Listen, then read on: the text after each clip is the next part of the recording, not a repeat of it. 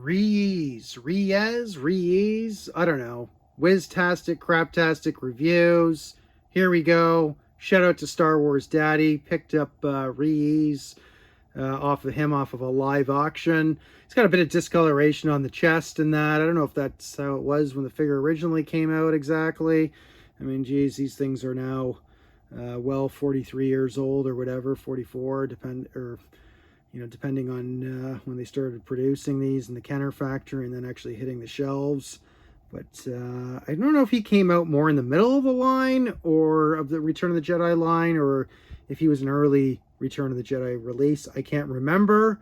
But usually the eyes get messed up. These look immaculate. Weapon looks good. I don't know. I'd say like an 80 condition at least. Let's see if we get some light in here. Yeah, L83. So you saw that. Not bad. Now, in the modern vintage collection, he came out in the Jabba Dungeon set, I think it is. 2018. I have it. I looked at it, packed it away, been meaning to get into that. And now that I did a little sneak preview of a video in regards to the sail barge, eventually I'll have to get into that. I guess we'll show another figure I also picked up off of Star Wars Daddy. Here he is. General Madine, or Nadine. Madine. I don't know why I'm messing that up there. Taiwan. No, not Taiwan. What is that? Yeah, Taiwan. There we go. Made in Taiwan. There you go. L83. Great figure. Interesting history on him. When they removed he removed his beard, he shaved it for another role, and then they had to put a fake beard on there for him. But I'm not sure how many variants there are on all the Kenner figures anymore. I've lost count.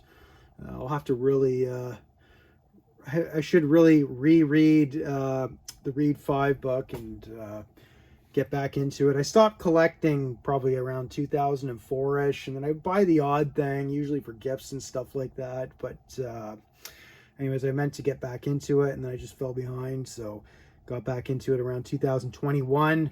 Didn't really have anything to do with COVID per se. It was always on the back burner. Like, every year or two I would think, oh, I got to get back into that. And finally I was just like, damn, I'm in my getting old here, so I better hurry up or I'm never going to do this. So picking up some Kenner constantly. Kenner's becoming more of the focus. It's caught between probably Kenner, TVC, and then I guess you can throw Black Series in as a distant third. That's a great line too. But you can't collect everything. But who knows? The way I'm going, I may end up swinging around and having everything. But regardless, great figures. The reason why I say I like to, why I'm giving a shout out to Star Wars Daddy, is because you're paying for a lot of these guys' expertise, and they're used to looking for fakes and all kinds of stuff. So you got to remember too, you're kind of paying for that experience too. So if you don't want to get hassled or whatever, you just want to get something good on the shelf and you got to order it online, they're great guys to go through. Obviously Star Wars Daddy's perfect, excellent guy. And he's got fun auctions, live auctions, and he's always selling stuff there. He's a trusted seller, good dude. I've talked to him a bit, so I can't give him enough praises more than that. I'd buy a hell of a lot more off him, but living up here in Canada, the currency exchange, import fees, everything else, so you start adding it all up, and before you know it, you could have a whole other Star Wars collection, right? So another guy that I bought some stuff off of, and funny enough, bought a lot of stuff that he's sold to other people, from the second third party from him, which is pretty funny. Is Chris Wheelaminister, another US based guy. He runs Rogue 5 Toys. It's him and Brandon Alamo, and I think Lord Walden, as we call him, from 5 Idiots Toys. I think he sells there now and then. Those guys are highly experienced sellers, so Chris is the main guy on there. Brandon's probably too, and I'm not sure if Walden's selling that much there, but those three guys are excellent guys. And some of the other guys that pop up on his show there, I'm forgetting one of his names there, he sells there, but actually he was just on the last episode.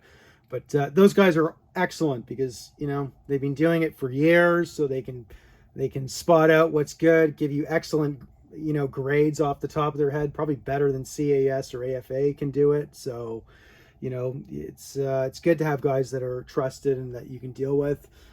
He's got a Rogue 5 page there, and it's great. But just remember, when you put a claim, you put your 20% down or whatever, like, you commit, right? So, and stuff sells extremely fast there.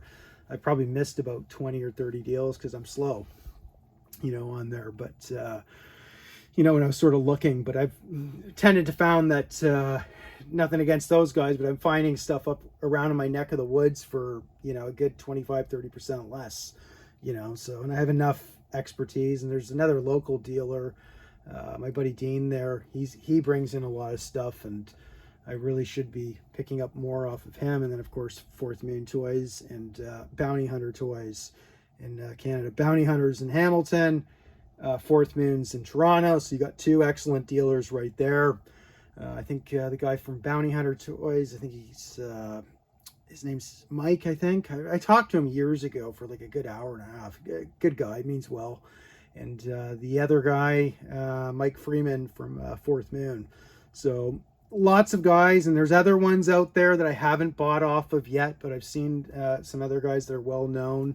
And there's this one particular gentleman on Facebook. I just haven't got around to picking anything up off them, but some of it has to do with distance and everything. But anyways, it's good to figure out who good trusted dealers are, because sometimes you might pay like an extra couple bucks or whatever, but it's, you know what I mean, it's that peace of mind. If you're just putting your toe back in, you're not sure what to get, those are the guys to go through and pick stuff up. But anyways, we'll do a B-Wing pilot review will be coming, and kind of a more of a special one will come with that, and a little bit of a hint there. And eventually I will get to the barge sort of review, but that's being beaten to death, so I mean, whatever, everybody's done that. But anyways, there it is. There's my long over-winded rant showing you some of my mixed collection here. A lot of Kenner in there predominantly, it looks like, but there's still some modern TBC and a Black Series back there too. So there it is. Cheers. Darth Wiz out.